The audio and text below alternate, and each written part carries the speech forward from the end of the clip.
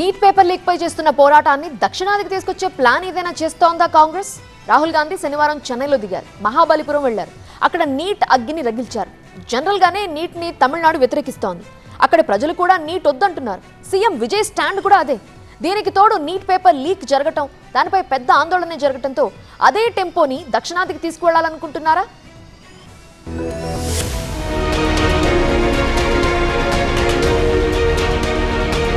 Parliament sessions లేని సమయంలోనూ neat ఇష్యూను వదిలిపెట్టడం లేదు కాంగ్రెస్ అగ్రనేత Rahul Gandhi. Neat paper leak కారణంగా ఆత్మహత్య చేసుకున్న విద్యార్థుల కుటుంబాలను రాహుల్ గాంధీ కలుస్తున్నారు. చెన్నై సమీపంలోని మహాబలిపురం వెళ్లి బాధిత కుటుంబాలను ఓదార్చారు. కన్నబిడ్డలను పోగొట్టుకున్న తల్లిదండ్రుల క్షోభకు మించిన దుఃఖం ప్రపంచంలో వేరే ఏదీ ఉండదని, బిడ్డలేని లోటు తల్లిదండ్రులను జీవితాంతం వెంటాడుతూనే ఉంటుందని కామెంట్ చేశారు రాహుల్ గాంధీ. పదే పదే పేపర్ లీక్ కావడం, పరీక్షలు రద్దవడం, విద్యార్థులు పడిన కష్టం ఒక్క రాత్రిలో బూడిదవడం, ఇవన్నీ విద్యా వ్యవస్థలోని లోపాలను బయటపెట్టాయన్నారు. విద్యార్థులతో నిజాయితీగా ఉండని ఒక వ్యవస్థలో విద్యార్థులు మాత్రం నిజాయితీగా కష్టపడాలని కోరుతున్నారని పెద్ద స్టేట్మెంట్ ఇచ్చారు. అంతేకాదు, ప్రశ్నాపత్రాల లీకేజీల వల్ల తమ భవిష్యత్తును కోల్పోయిన ఒక్క విద్యార్థిని గాని, ఆత్మహత్య చేసుకున్న విద్యార్థుల తల్లిదండ్రులను గాని ప్రధాని కలవకపోవడాన్ని తీవ్రంగా తప్పుపట్టారు.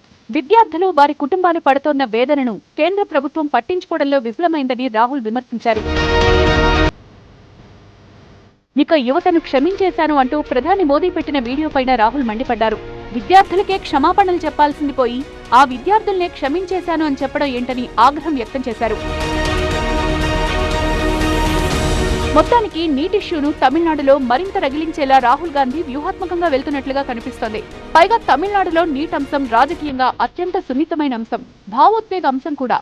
ముఖ్యంగా గ్రామీణ, వెనుకబడిన వర్గాల విద్యార్థులకు నీట్ కారణంగా అన్యాయం జరుగుతోందనేది తమిళ పార్టీలు ఎప్పటినుంచో చేస్తోన్న ఆందోళన.